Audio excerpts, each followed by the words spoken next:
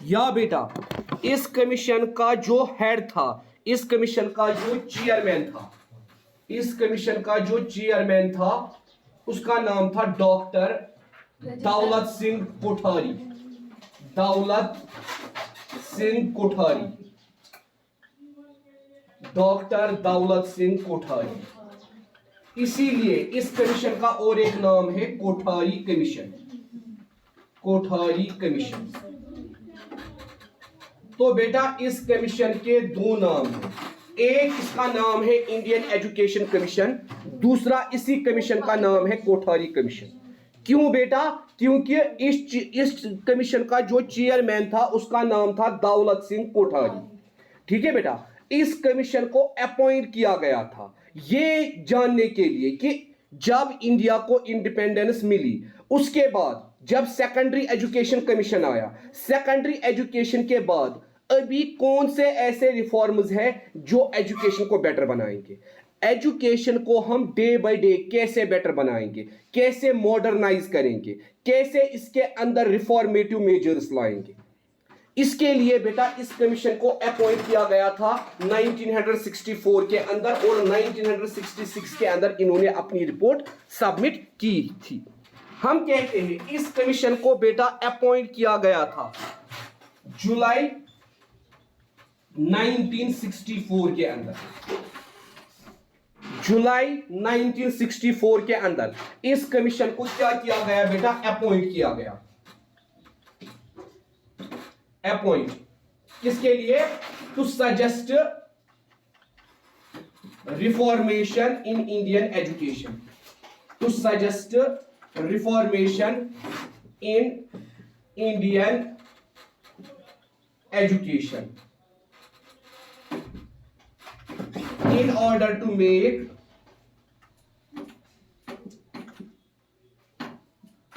education better and technological, in order to make education better and technological। मतलब जो बेटा science and technology की development हुई थी उसके साथ एजुकेशन को जोड़ना, उसके साथ एजुकेशन को जोड़ना।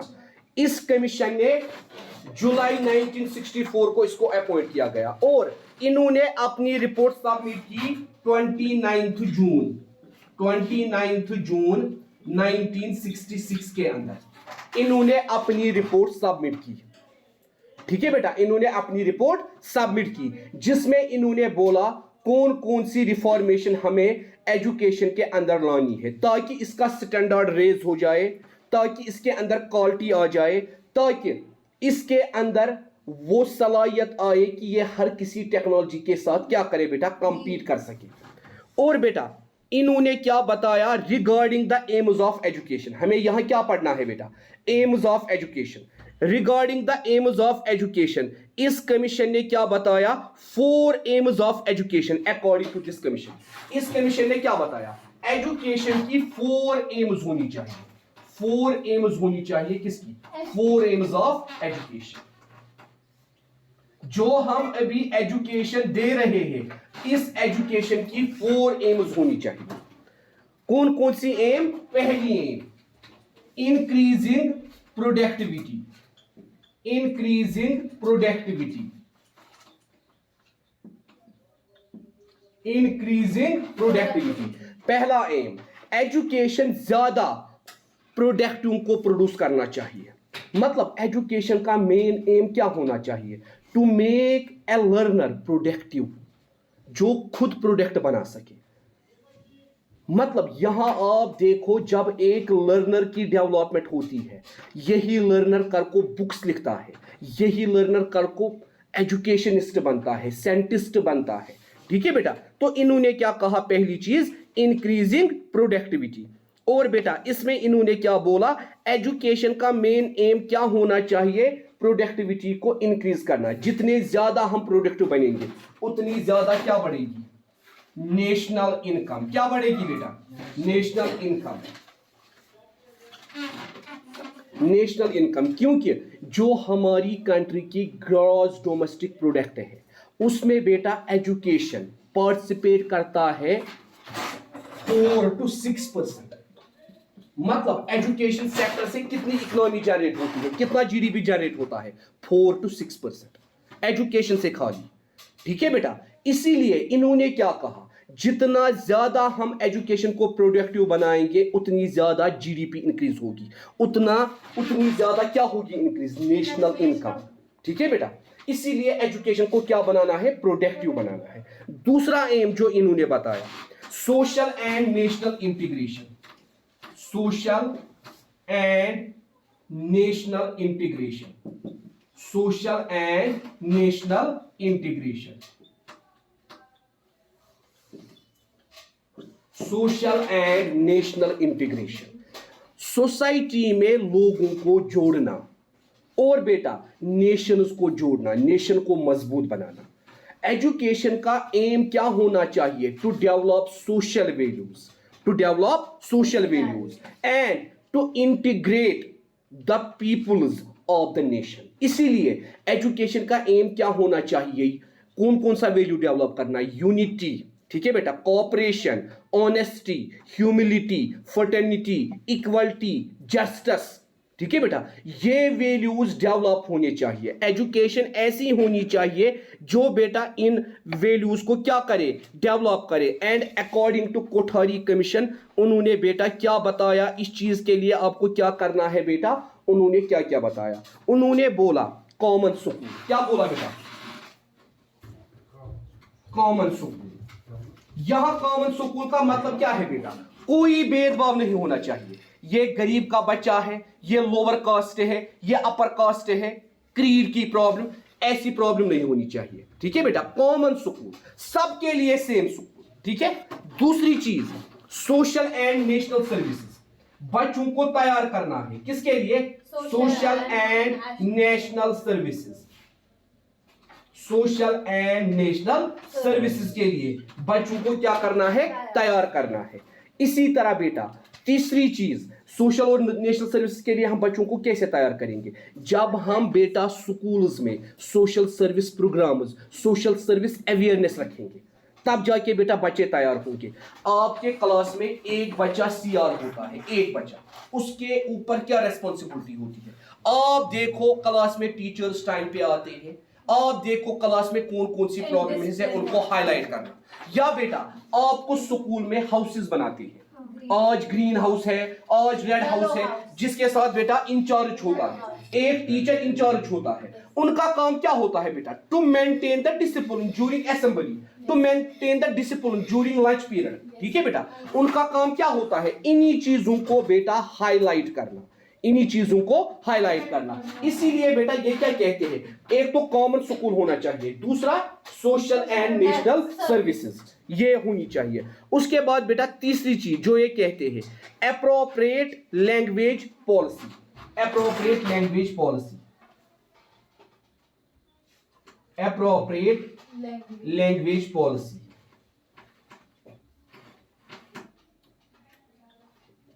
अब देखो बेटा, India is a diverse country, multi cultures and multi languages. इसीलिए बेटा हम क्यों कहते हैं, आपने फंडामेंटल राइट पढ़ा होगा। ठीक है बेटा, हर किसी को बेटा राइट है वो जो लैंग्वेज बोले वो बोले। मगर आप देखो बेटा, मीडियम ऑफ इंस्ट्रक्शन क्या है सबके लिए, इंग्लिश।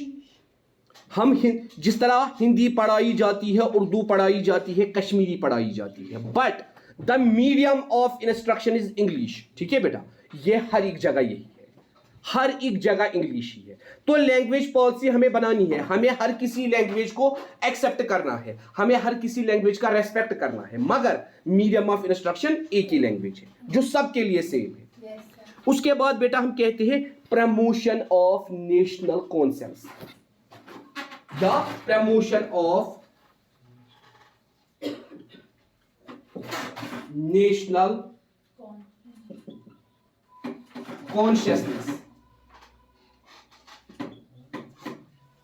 लोगों को नेशन के बारे में कॉन्शियस बनाना, लोगों के अंदर नेशन की कॉन्शियसनेस जगाना। कैसे, पैट्रियोटिज्म, कैसे बेटा? पेट्रोटिज्म। ठीक है बेटा, लोगों को वतन की मोहब्बत समझाना, लोगों को वतन के बारे में अवेयर करना, कॉन्शियस बनाना। ठीक है, तो ये इन्होंने क्या बोली थी, किसमें बेटा? सोशल एंड नेशनल इंटीग्रेशन के अंदर। उसके बाद हम बेटा कहते हैं जो इनकी तीसरी एम, उसमें इन्होंने क्या बताया, मगर यहां मेरे दिमाग में पहले एक क्वेश्चन आया, जो क्वेश्चन में रौनक से पूछूंगा। रौनक बता बेटा, इंक्रीजिंग प्रोडक्टिविटी जो हमने बोला, कैसे हम बच्चों को प्रोडक्टिव बनाएंगे? हमें बच्चों को बेटा क्या देनी है जिससे वो प्रोडक्टिव बने? Vocational education. क्या देनी है बेटा?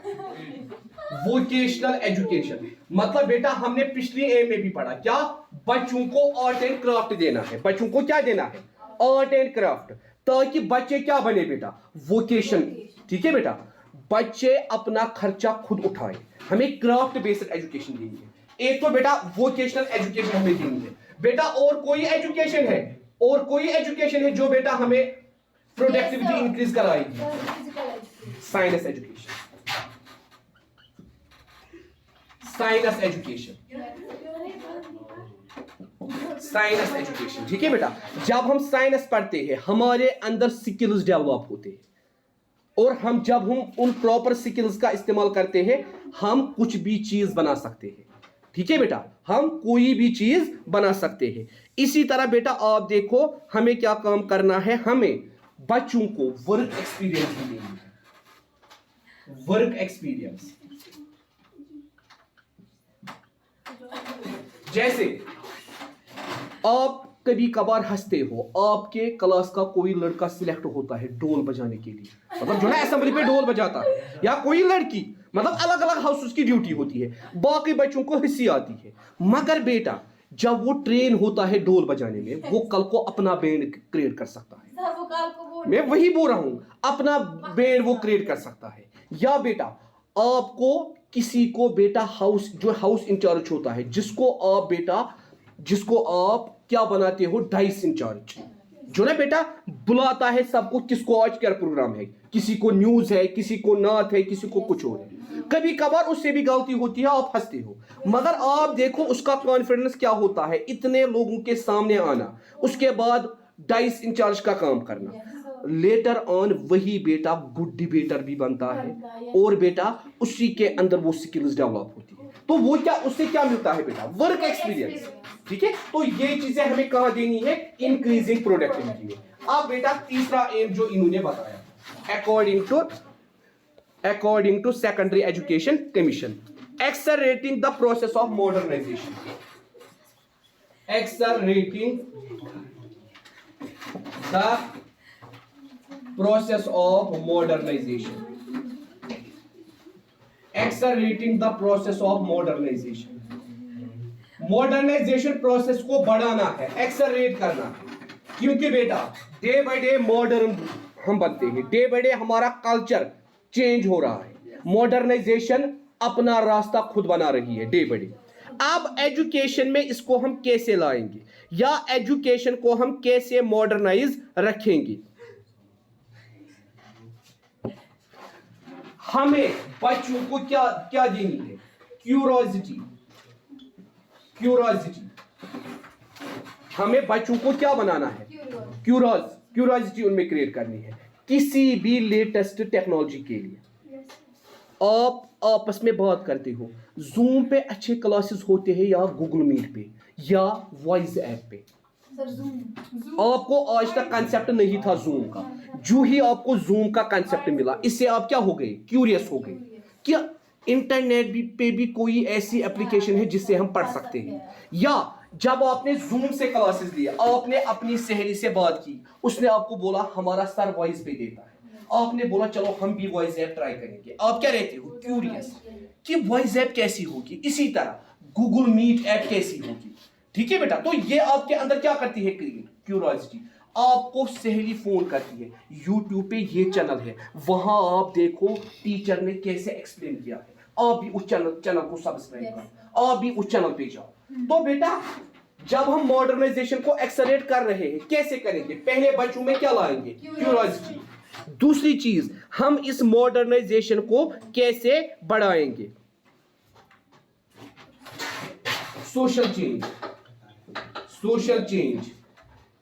And social order, social change and social order.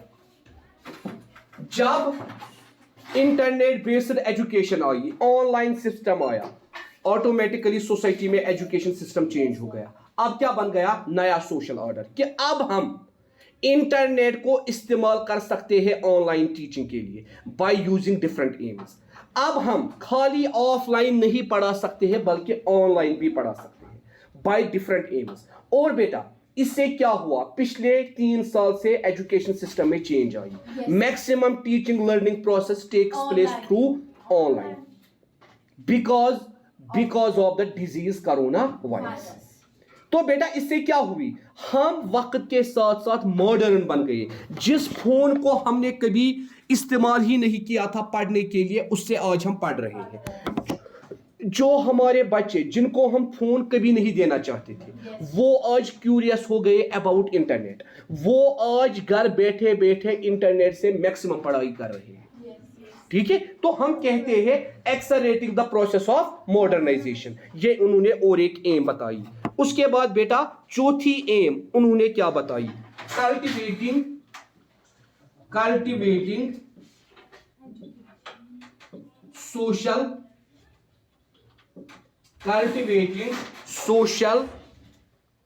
moral and spiritual values, social moral and spiritual values। Cultivating social moral and spiritual values. हमें बच्चों के अंदर क्या कल्टिवेट करने हैं? Social values, moral values and spiritual values, ताकि बच्चों का कैरेक्टर डेवलप हो जाए, बच्चों के अंदर सेल्फ कंट्रोल आ जाए, बच्चे डिसिप्लिनड बने और बच्चे क्या बने? मॉरलिटी क्रिएट वो करे, वो कभी भी झूठ ना बोले। ठीक है बेटा, उनका कैरेक्टर मेंटेन रहे। और बेटा हम कहते हैं इन चीजों को जब हम लाएंगे, कैसे कैसे लाएंगे?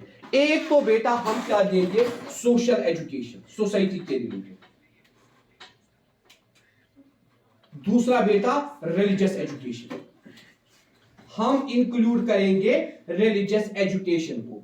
इसीलिए आप देखो 10th तक आपके स्कूल्स में अरबिक होता है, इस्लामिक स्टडीज होता है, ठीक है बेटा, या हिंदी। ठीक है, तो उनका मकसद क्या है बेटा? आपको रिलीजियस एजुकेशन प्रोवाइड करवाई जाए ताकि आपका कैरेक्टर, आपकी मॉरलिटी जनरेट हो, आप डिसिप्लिनड बनो, आपके अंदर सेल्फ कंट्रोल आए। ठीक है बेटा, आप सोसाइटी के काबिल बनो। इसीलिए बेटा इन चीजों को डेवलप किया जाता है। ठीक है, तो ये 4 एम्स हमें किसने बताई बेटा?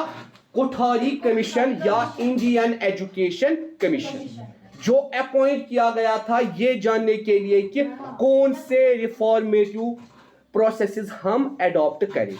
अब मेरा आप लोगों से क्वेश्चन है, ये रौनकस ते क्वेश्चन, मुस्कानस ते सुमेर, हुमैर अमिस क्या नाम? सुमेरस ते हुमैरा को। इंडिया का प्राइम मिनिस्टर कौन था? पहला, दूसरा, तीसरा? प्राइम मिनिस्टर की मैं बात कर रहा हूं बेटा, मैं वो प्रेसिडेंट किया है, मैं प्राइम मिनिस्टर की बेटा बात कर रहा हूं। मैंने प्रेसिडेंट नहीं बोला, मैं प्राइम मिनिस्टर की बात कर रहा हूं। पहला prime minister Jawaharlal Nehru. Yes sir. हाँ, दूसरा कौन था? दूसरा भी बताओ। गुलजारी लाल नंदा। तीसरा कौन था? तीसरा भी बताओ। जो बेटा तीसरा था उसी के दौर में national policy of education 1986 I. Lal Bahadur. National policy of education उसी के दौर में वजूद में आ गई। पहले मेरे क्वेश्चन का जवाब दो। लाल बहादुर। नहीं बेटा, किसके दौर में आई? Late prime minister Rajiv Gandhi. Late prime minister Rajiv Gandhi.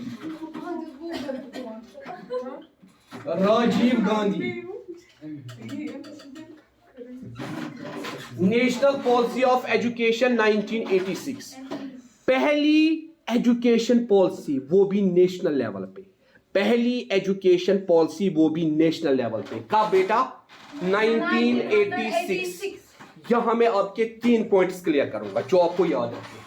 पहला पॉइंट, आपने पढ़ा होगा, ताहिर सर ने आपको बोला होगा, there are 3 types of list in constitution. There are 3 types of lists in constitution. State list, बस स्टेट लिस्ट, ठीक है बेटा, सेंट्रल नहीं, union list and concurrent list. तीसरा बेटा कनकरेंट लिस्ट, कनकरेंट लिस्ट याद रखिए बेटा। स्टेट लिस्ट मीन्स ऐसी पॉलिसीज जिनको स्टेट बनाता है और स्टेट ही उन पे फंड इन्वेस्ट करता है। यूनियन लिस्ट मीन्स ऐसी पॉलिसीज जिनको सेंट्रल गवर्नमेंट बनाती है और वही उन पे फंड खर्च करती है। कनकरेंट लिस्ट मीन्स ऐसी पॉलिसीज जिनको दोनों गवर्नमेंट्स बनाती है और दोनों गवर्नमेंट्स फंड करती है। हाँ, आप देखिए बेटा, 1773 के अंदर जब रेगुलेटिंग एक्ट पास हुआ, मैंने ये सारा पढ़ाया है पहले लेक्चर्स में, रेगुलेटिंग एक्ट जब पास हुआ, इस दिन एजुकेशन आई स्टेट लिस्ट में। किस लिस्ट में?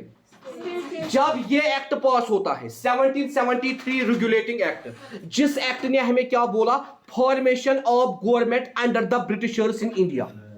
पहली बार इंडिया के अंदर गवर्नमेंट बनती है मगर अंडर ब्रिटिश रूल। हम कहते हैं बेटा इस दिन एजुकेशन किस लिस्ट में आई? Because the state has responsibility to give education. ठीक है बेटा। उसके बाद बेटा इस डेट से, किस डेट से? 1773 से बराबर 1976 तक, 1976 तक एजुकेशन रहती है स्टेट लिस्ट में। किस में बेटा? State list. किस में बेटा? स्टेट लिस्ट में। आफ्टर दैट जब बेटा एक अमेंडमेंट पास होती है, 42nd amendment, 42nd amendment, 42nd amendment of Indian constitution, 42nd amendment of Indian constitution. जब 42nd अमेंडमेंट इंडियन कॉन्स्टिट्यूशन की पास होती है वो होती है 1976। यही 1976 जब ये अमेंडमेंट पास हुई, इसने एजुकेशन को लाया किसमें? यूनियन लिस्ट में। 1976 में एजुकेशन आई यूनियन लिस्ट में। किस एक्ट से? 42nd अमेंडमेंट, 42nd अमेंडमेंट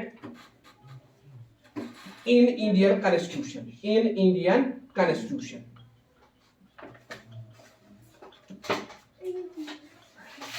और बेटा जब एक पॉलिसी दोनों लिस्ट्स के अंदर आती है, now presently education is in concurrent list. Presently जो हमारी एजुकेशन है, जो हमारा एजुकेशन है, ये किस लिस्ट में है? Because presently both governments invest fund on education, both governments control on education. This is the reason the present education minister is, जरा बोलिए सेंटर पे कौन इस टाइम प्रेजेंट एजुकेशन मिनिस्टर है? सर ये वीना पंडित,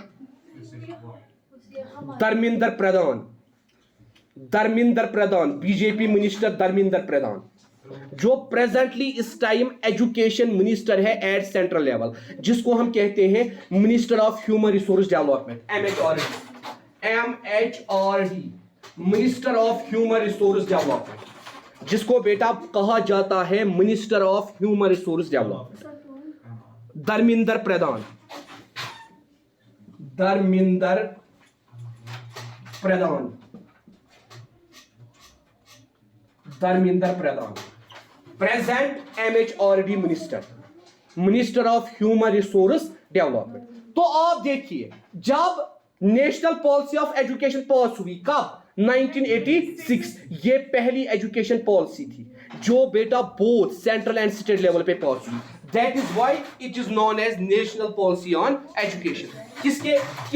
किस प्राइम मिनिस्टर के अंदर? राजीव गांधी प्राइम मिनिस्टर के अंदर। क्या? In order to further reformation in education. क्यों? अब हम नेशनल लेवल पे एजुकेशन को लाएंगे। अब हमने एजुकेशन को कंकरेंट लिस्ट में लाया, इसीलिए हम देखेंगे इसके अंदर कौन कौन से रिफॉर्म करने हैं। और बेटा जब राजीव गांधी ने सजेस्ट किया तो नेशनल पॉलिसी ऑफ एजुकेशन वजूद में आ गई। कल हम बेटा ये आगे करेंगे, इससे कल हम बेटा इसको कंटिन्यू